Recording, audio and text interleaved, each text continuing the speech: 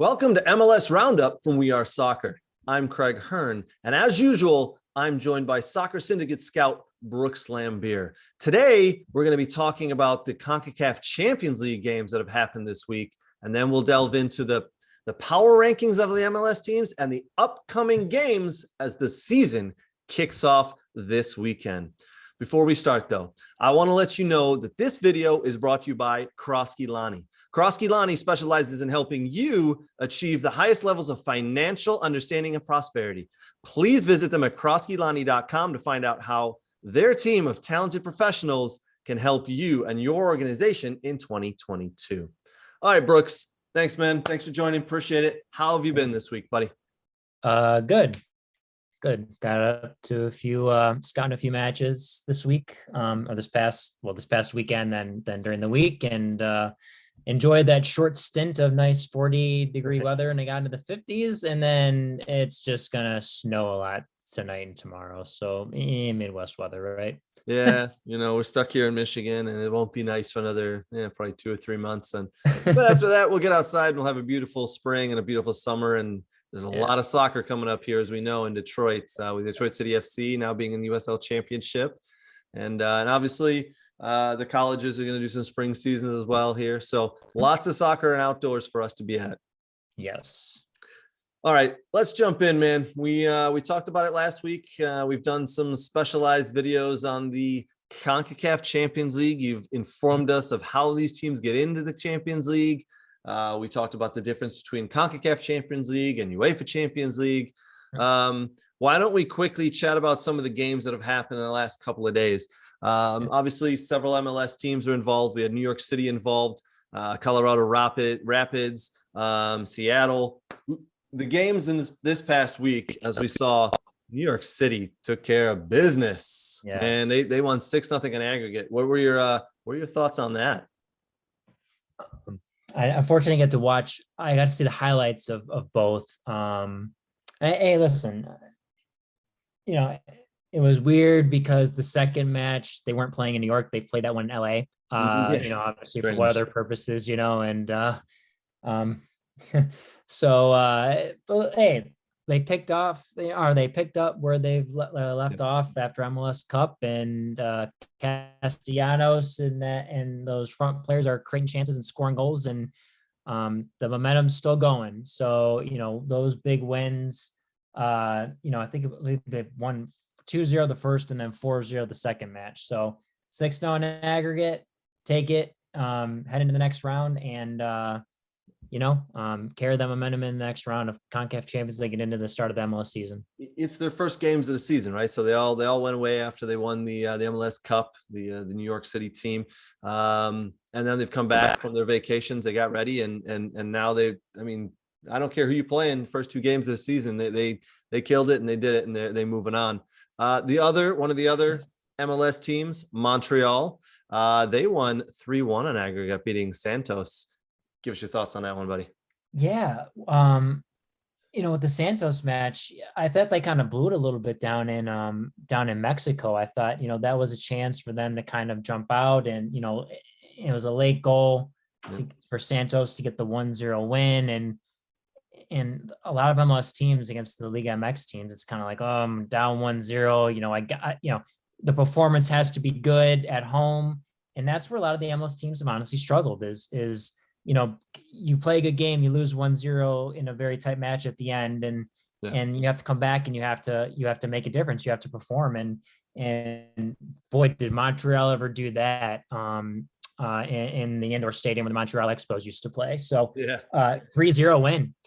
And Mihailovic looked good. I caught about the middle to end of the first half and watched the entire second half. And they were looking good. They were solid defensively, big stops, big saves. But when they needed to put the ball in the back of the net, they took the opportunities and scored, and they weren't shy about shooting from anywhere and getting anything they could on goal. So credit to Montreal. I mean, that was a team, I think, that they had just missed the playoffs last year. They made some different additions.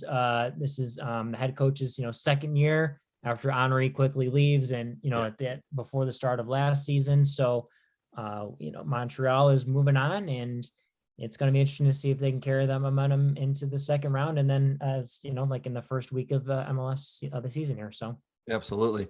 Another win for MLS last night was Colorado winning 1-0, but unfortunately that made them draw 1-1 on aggregate, and then it went to penalties as they played Comunicaciones. That's a tough one as it rolls off my tongue not very well.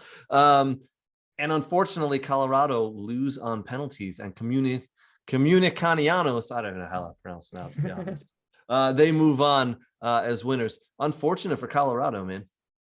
Yeah, the result down in I believe that's Guadalajara, Guadalajara, Honduras. Not getting that result and losing on quite a goal that was scored from I think it was a free kick. It got deflected, but it was a very difficult shot to stop for Yarborough, and that's not how you want to lose. And then again, you're forced to come back in a snowy Colorado game where, obviously the opposing team is bundled up and, not used to the environment. And playing in snow is not easy. And obviously, as playing in very cold weather, being in a Minnesota game with the US on Honduras, it's not easy to play in very extreme cold weather. And fortunately, Colorado didn't get it done, and that's a bit of a disappointment, especially after the year they're coming off of, where no one really expected them to be that high in the Western Conference in 2021, and falling a little short in the playoffs. I thought maybe they would easily take care of this team and move on to the next round, and that's a little upsetting. So it'll be interesting to see how they go into the week 1 of MLS.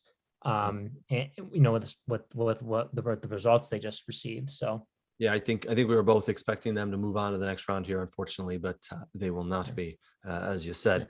All right, the other MLS team that is in the CONCACAF Champions League plays later tonight, and that's Seattle at CD Montreal. Right now, that's tied on aggregate 0-0, from what I understand. Obviously, I think Seattle are good enough to win this and move on as well. What are your thoughts? Yeah, no, 100%. And I did watch that game, and I thought, in my opinion, that Seattle left some stuff on the table, I think, a little bit in that game. I think they had the opportunities to take a hold of that game and get ahead and come out with, a win and get an away goal at least, and put pressure on the opponent to come in and have to, win the game and score in Seattle, which it's very hard to win in Seattle. Yep. As anyone knows, if they watch MLS or, they've watched other teams, foreign teams come to Seattle and play the Seattle Sounders. But, I thought it was interesting, honestly, that, you're Brian Schmetzer and you decide to start Obed Vargas, the 16-year-old from Alaska, the homegrown, and he's starting tonight next to Roldan in the midfield, a Christian, and got Alex and Christian playing, and looks like they're going with a 4-2-3-1 from at least what they have on their schematic here. Usually they've been going with the 5-back, but you got Morris, Ladero, Rusnak, the new DP signing they signed from RSL, then Rui Diaz up top, and that's a dangerous attacking front 4 right there. And then you add Nuhu, who had a great AFCON, with this country playing in the AFCON, and Seattle's a dangerous team, so they should come out with this win at Lumen Field, and they should be able to advance. It would be very tragic if Seattle did not come out with a win and a result and move on to the next round, especially with that lineup. Also, cheers, Jackson Reagan from U of M, who was a Seattle Sounders Academy player, is on the bench for Seattle. He signed a homegrown contract with the first team. So great for him. I got to watch him for 3-4 years. If you're a Michigan fan, be proud. If we're just a soccer fan in Michigan, we should all be proud. I know you and I are MSU alums, so we're like whatever, but we're all for soccer. So right, exactly. It's just good to see. It's good to see someone who took that path and now they're a chance and they're playing in a big game, or could be playing in a big game. So that's great to see. Yeah, agreed. Seattle need to take care of business tonight and get that victory and move on. With all that being said, which brings us up to the next piece of topic we're going to talk about. Seattle right now is ranked number 2 in the MLS Power Rankings. So I was on the MLS website today and they listed all the teams in a power ranking. So what I've done is I've brought the top 12 to you, Brooks, and I'll list them off and we will see. I want to get your thoughts on teams that may be ranked too high, maybe teams that aren't ranked high enough, and we'll see your thoughts. As I just said, Seattle ranked number 2 overall on the MLS website Power Rankings. Who do you think's number 1? Probably MLS Cup champions, NYC FC. You're right, absolutely. As they just won 6-0 on aggregate in their CONCACAF Champions League matchup there. So you're absolutely right. It's New York FC number 1, Seattle number 2, New England Revolution number 3, Philadelphia Union number 4, and Nashville number 5. So that's your top 5. What do you think of the top 5 there, man? Interesting. With Philadelphia losing Shabilko to Chicago, but then bringing in those 2 DPs and actually spending some money. That's interesting. I mean, you still have the back line, you still have Glesnes back there and Jack Elliott. So you have those 2 guys playing and you still have, Kai Wagner. You probably have a new right back heading in and getting in there. But I mean, that's still a young team. That's still a young team with kids and Andre Blake, as we've always talked about, can win you games by making big saves and whether it's the game saving PK or the free kick or needing to quickly distribute to get out into the attack. Andre Blake has a lot of tools in his arsenal for as a goalkeeper. I guess the question is, how are the new guys gonna mix in? I guess that's the biggest question is, are you going to get what you expect from the 2 new DPs they signed? And then I think it's Godsden, the other guy that they signed last year who contributed a bit. Alejandro Bedoya is another year older, so you have to worry about that. Are you going to get the same thing, a better from Paxton Aronson? Are you going to get something more from him? Is he going to be like his brother Brendan, where he kind of took off, in the first couple after, his second year and contributes. So, there's a lot of question marks. Are they going to get what they need from the younger players and these new DPs? So, to me, I feel like 4 is a little higher for them. I would probably put them outside the top 5. Yep. Nashville's an interesting one at 5. Mm-hmm. Mukhtar, yes. And I believe, can he continue what he did last year? I read Matt Doyle's piece, and one thing he did break down, which I think he's correct about, is defensive set pieces were very Nashville last year. And you have Walker Zimmerman, being probably the best of the 3, Romney. Jack Mayer was never really a dominant aerial center back at Indiana University. Like, that was not his, he wasn't terrible, but that's not his game. That's Zimmerman and Romney. So they need to clear that up on set pieces.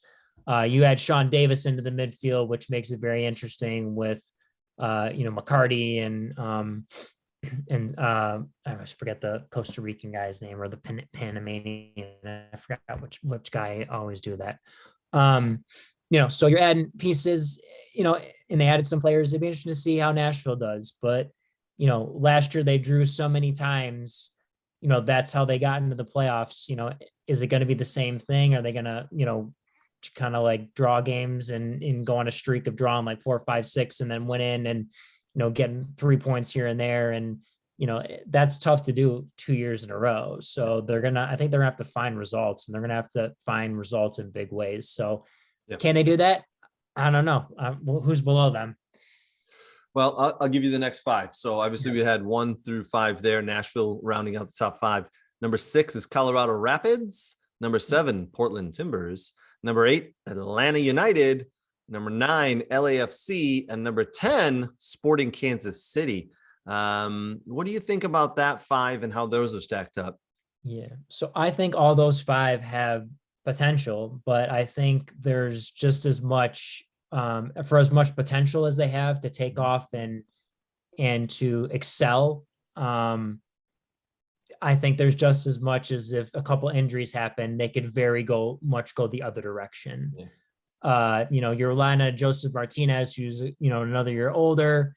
He's battled injuries. Yep. Can he maintain that form? You signed Dom Dwyer, who has not done much the past few years. I mean, he's older. Yep. It's a 2-year contract. You do have some other DP younger players around him. I do like their back line. With Lennon as a right back and Robinson and Guzan's always been solid. And, but that's a question. The Timbers, are you going to get the same thing out of Sebastian Blanco you have in the past couple of years? I mean, coming off injury and rumors are saying that his surgery on his ACL, he's not quite the same player. There's some worries that maybe something can happen if he's not rested enough or whatnot. And, who's going to be your goal scorer? Felipe Mora he's coming off surgery again. So, Nias Goda, the other DP you signed, who was coming off surgery last year, that's a question mark. Who's going to, he's healthy. He's going to score you goals. You had Eric Williamson, who did his ACL last year. He's still recovering, and you have an old midfield. You have a young left back, and your center backs are older. You have a new goalkeeper. Steve Clark is not there anymore. He's with Houston. Yep. And Steve was one of the bright spots, I'd say, for the Timbers, the past, 4 years he was there. And again, everything can click for them and it can go extremely well. And it has in the past with Portland. The tough part is with Portland, kind of the not the theory, but the kind of the consistent outlook is usually they have one good season and the next season is not as great. Mm. So that will be the question for the Timbers. Yeah. So it was Atlanta, it was Portland. So you had Portland 7, Atlanta 8, LAFC 9, and Sporting Kansas City rounding out the top 10. How do you feel about LAFC getting up in the ninth position there in the power rankings? So that'll be an interesting one. Are they a top 10 team? Sure. When you have Carlos Vela, Arango was solid. I think you started to see kind of how the back line was going to play and, playing the 3 back, with the young international center back they have that they got from Mount Verde, was good. You had Kellen Acosta in there to replace some guys, but you lose Atuesta. So you have a mixture of guys that, and you did get Maxime Crépeau from Vancouver, who has always been a solid goalkeeper. And I think he will be a very good goalkeeper for them. I think goalkeeper was kind of one position that they were really in need of. Just Tyler Miller didn't cut it. And then, they kind of struggled. Vermeer wasn't the guy. And then they tried to bring in the goalkeeper they got from Georgetown. They signed out of college. Mm-hmm. He wasn't cutting it as well. Thomas Romero, former Philadelphia Union homegrown player. So that'll be interesting. Is Carlos Vela going to be healthy? I think I read somewhere that his contract is up in June, if I'm not mistaken, for LAFC. Carlos Vela. I read that too, yeah, and I don't know what's going on there, so it's going to be interesting to see what happens for sure there. I read that same thing, and it's like, what's going on then? Yeah. So there's that question, and then you get Sporting Kansas City Vela of a couple years ago. Agreed. And then you got Sporting Kansas City at 10. I don't know. For some reason, I just feel like they should be higher up the list. I don't know why. Just this sense of. What do you think? What do you think about Sporting Kansas City this year? With Sporting KC, I think in the past years they've really not met their expectations. Right. Everyone loves the Daniel Shalloway kid, and he's been good, and he had a lot of assists last year. He's talking about MVP and great, and Johnny Russell had a good first year. He's kind of not been as consistent. He's still dangerous in the attack, but he's not scoring enough goals. Polito never really came about to what they wanted him to be, and I think they sent him back to the Liga MX, I believe. Alan Polito, the Mexican international forward, and then it's kind of a change of guard. You had Ilie head over to LAFC. You let him go. You still have Graham Zusi in the back. You obviously the year before they let Matt Beasler go, and he was with Austin, and now Matt's retired. Yep. You still have Tamilia, who's a solid goalkeeper who can win you games. So and they sign a lot of homegrown players. I just don't know, you lose Busio. How do, when you replace him, that's difficult.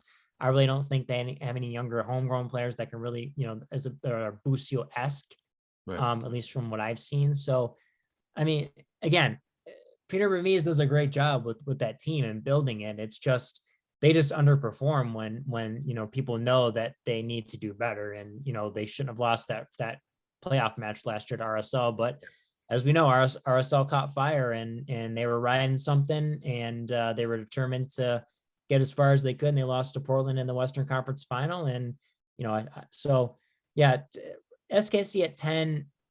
I mean, I feel like Atlanta needs to be shifted. I don't know. A lot of those teams, for certain reasons, if you really wanted to rank them, those 5 through 10, you could flip flop them for certain reasons. But it's an interesting group. Absolutely. All right. Well, that leads us into chatting about the games that are coming up. As we know, the MLS season kicks off this weekend. Lots of games on Saturday, and then the remaining 5 to 6 are on Sunday. So every team's playing this weekend. I don't know if you have the list of the games in front of you, man, but there's some good games that I'm looking forward to just to see how these teams do, how they're coming out, how they're playing with their new players. One or two that stand out on the Saturday for me is FC Dallas and Toronto. I want to see what Bob Bradley's got going on with Toronto, how he's changed them around. I'm looking forward to seeing Charlotte FC play for the first time as well, and they're playing DC United. So 2 games that I'm really looking forward to. Also, the Chicago Fire and Inter Miami. So those games on Saturday for me, I'm going to have to record those. They seem to all be playing in and around the same time. I'm going to record those and watch them because you got to get off to a good start. There's a lot of new players, some new coaches that we just talked about. It's going to be fun. Any games on Saturday that stick out to you? No Portland Revs for you? That's a 7:30 game on Fox. That is, I'll probably end up watching that one. I'm very intrigued. That's got to be, that's 2 big hitters, right? As we just talked about with New England ranked 3rd and then Portland ranked 7th in the power rankings, and that's got to be one of the better games. You're absolutely spot on with that. For me, I think what's interesting is you have some of these, according to these MLS rankings. I mean, if you read Matt DeWill's article, he kind of tiers them, and FC Dallas and Toronto FC are on the lower tier for that. But the thing with Toronto FC is, they slowly add domestic players. I think they added a backline player, an international. I don't know if it was a left back, or they added a backline. They added an international player. Then you have you have Insigne coming in the summertime. If you look at Toronto, that's an interesting team. If Bob Bradley gets him playing in a belief, and then you bring in Insigne and another signing in that summer transfer window, that team, if they kind of stick around, they could be interesting in the middle of the table, and then you get some firepower, and then all of a sudden they come out of nowhere. So and listen, I love that match. I love the FC Dallas team. Paxton Pomykal has been one of my favorite young players to watch. He's been hurt the past couple of years. It's been unfortunate. He's had a good preseason, it looks like. So that's a name for everyone to watch, Paxton Pomykal. That could be a kid that maybe finds his way himself into the U.S. men's national team at some point as a left back or a midfielder or such. And there's or deep at midfield, he can find his way in there. So that's an interesting one. I would definitely watch. The 1:00 Philly and Minnesota, the no one likes us, so that's I think we just watched that to see Minnesota lose, right? So no, that'd be a good one. Minnesota's added some players, obviously Philly with the young players and the DPs. That'll be a very interesting one at 1 p.m. that kicks off. Then you have the story of LAFC in Colorado, Kellen Acosta being traded to LAFC, and Anthony Kay playing for LAFC last year. So there's interesting background there. Charlotte will be interesting, and that's a very international dominant team. They've set themselves up very much.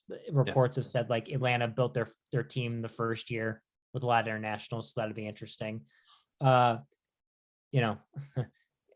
Chicago's an interesting one, just because I think that's one I'll definitely watch, because the internationals they brought in to see if they can finally move up the table, I think Miami may be destined this year to finish in the bottom 2 or 3, just with all the sanctions they've had that hit them. And, they're trying their best to make the best of it, but it's going to be difficult. And I think they're going to play a 5-back system, and they're probably going to bunker in, I would assume. That's my theory. I don't think they'll be very open. It's not going to be, yeah. I mean, Villanova will try to make it as pretty as you can. Yeah. They're going to make it ugly. Be tough. Yeah, I get you. Well, what do you think? What do you think about the Sunday games? One of them that sticks out to me is that 8:00 game, the Seattle Sounders and the Nashville game. Right there, you got 2 teams in the top 5. Power rankings, as we haven't even started the season, but those are 2 very highly ranked teams now, Seattle and Nashville. So that's going to be a really good game, 8 p.m. Eastern on Sunday. Yeah. I mean, you have, again, Nashville, a very defensive team, drew games, saw games and got results any way they could, whether it was a point or coming up with a point or getting 3.